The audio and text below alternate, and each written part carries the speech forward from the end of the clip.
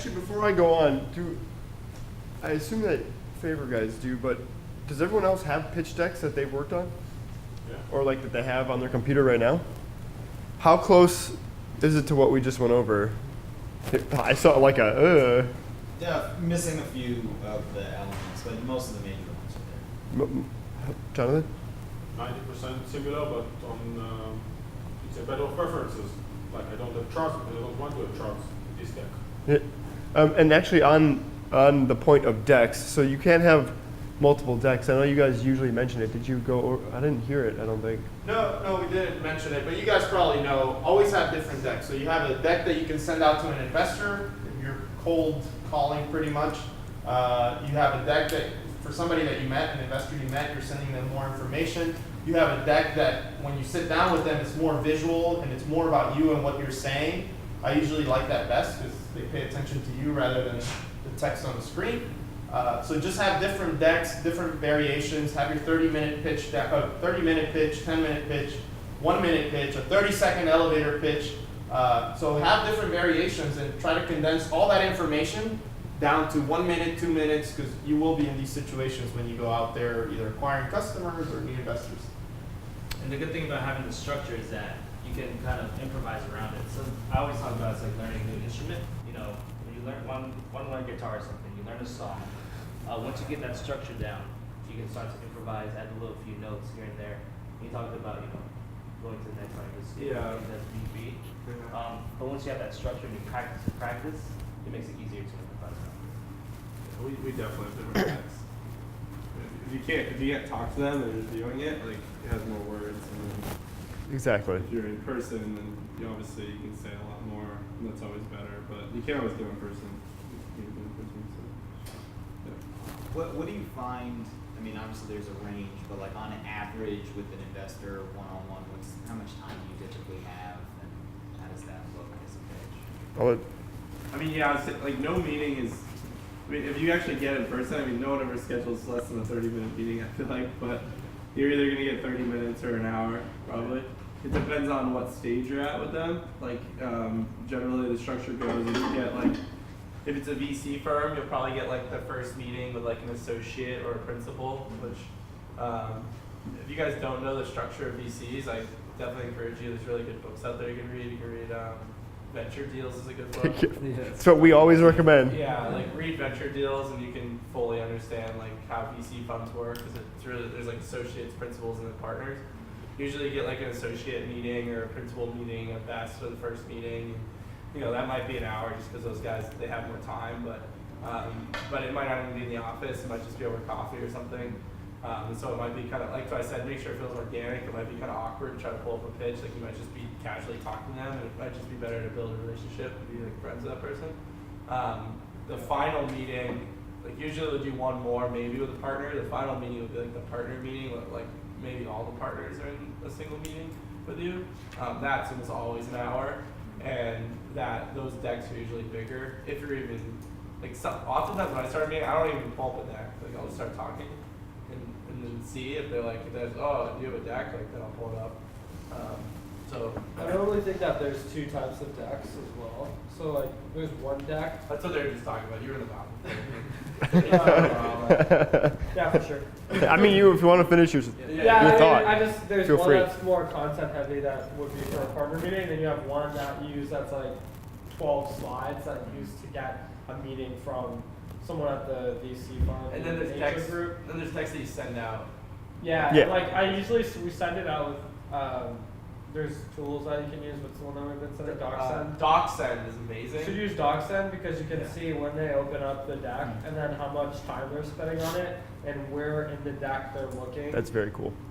DocSend's super badass. I mean, literally this morning I got an email like this person looked at the deck and they looked at it this time and they spent 15 seconds on this slide, 15 seconds or 12 seconds on that slide. So then you start to actually figure out what part of the deck is the most interesting to them. So before you even go to have a meeting, you already know like what they're most interested in, because depending on how long they spend on that's really cool. slides. So tools like DocSend's a really good tool. That's awesome. once we started using that, it was amazing. And what's cool about that is you can make it so that if you're worried about your competitors getting a hold on it, you can make it so that people have to enter their email in before they can see it, and you can make it so it's not downloadable.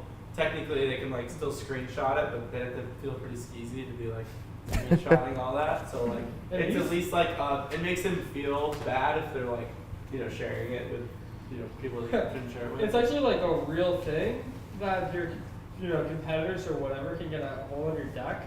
Like, I remember a long time ago, we were not using DocSend. We had used something called HubSpot Sidekick. Well, you have to use It's like a both to sales. bind. It's like a sales tool that you use to see when someone has opened up your email. Yep.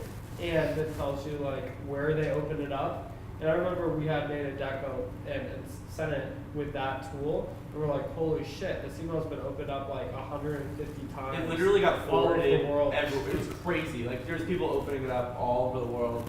Yeah. So you still want to use that tool. So you Yeah, Sidekick from HubSpot. yeah Plugs right I think into it's the- called Signals now. Yeah. But it's Signals is how you make sure you know everyone who opens the email. Yep. And then DocSend is once they actually open. It's actually a link inside the email. They click on that, and that's how you track how long they're spending on each slide. So those two tools combined, you'll know who opens their emails, if they're forwarding those emails, who's actually looking at the deck, how long they spend on every single slide. Both of those tools are huge. DOC. Yeah, Doc. DOC send. It's really really good. Is there another one with the emails? It's called HubSpot Signals. It's like they're all Try really Slide Piper What? instead of DocSend. What is it?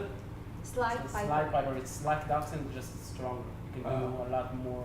Yeah, there's probably a bunch of competitors. Yeah. Yeah. Try to work with them. And Heavier. heavier, yeah. But you depends. DocSend for this type of activity is it's not simple too. So it's, Yeah, it is. But if you want to do also more advanced stuff, like if you want to have video pop up at some point, or if you want to have a testimonial, or if you want to have sharing capability, or you want to use it for sales, or you want to get heavier intelligence, Yeah. this is like Huh. And do you have any, from your side of things, on the more VC side on meetings? Because I know that's the original question. How much time do you usually spend with people when you're looking at them? Well, the first 7 seconds is in real time. The first 7 seconds? Yeah. There you go, you get But, 7 seconds. The meeting could be produced. For us, and usually it starts with a phone call, because a lot of the companies we talk to are not based, work from Israel. So they're not based in Israel, so we usually do it like some of the conference, something like that. But yeah, 30 minutes to an hour, that's pretty much it. Yeah. And how are you getting emails on these people that you're calling, or where are you sourcing them from? We get cold emails, we have online presence where people can actually contact us, we have partners and something. But the best deals obviously are referred. Yeah. And targeting also. Send targeting? We do hunting. Yeah, hunting. I think in Israel, there's over like 6,000 startups, only in Israel. And, they're active there. So I think, some of the best companies that I found the last few months, you target them as well. So, Huh, awesome. So now that we've gone over slide decks, my portion of this is a little shorter and illustrates the fact that with all these tools out there, almost anyone can craft a killer pitch deck. And how I see that you can stand out is through what they talked about with being yourself, your confidence, your voice, and standing up against the crowd. So I'm going to go over your stage presence. I come from a background in theater. As a kid, I did theater classes for like 8-9 years. So I am very familiar with projecting my voice, filling a room, having a stage presence, walking across and doing all this stuff. You won't necessarily be on a stage, but it's more of the presence of you in the room and not like being up on the stage. So if you're at a pitch competition, it doesn't help to have some stage presence. So the first thing I'm going to talk about is your posture. And we're actually going to stand up and do some posture enhancement exercises. And these, you don't have to do these every day. It's more of doing, exercising and being confident in yourself. I am a big proponent of going to the gym and exercising, but also if you could just do yoga once a week, like on Sundays, just to relax and kind of stretch out, it's also a great idea. So the first thing is shoulder rolls. So if everyone can stand up and join me, we're going to do some posture stuff.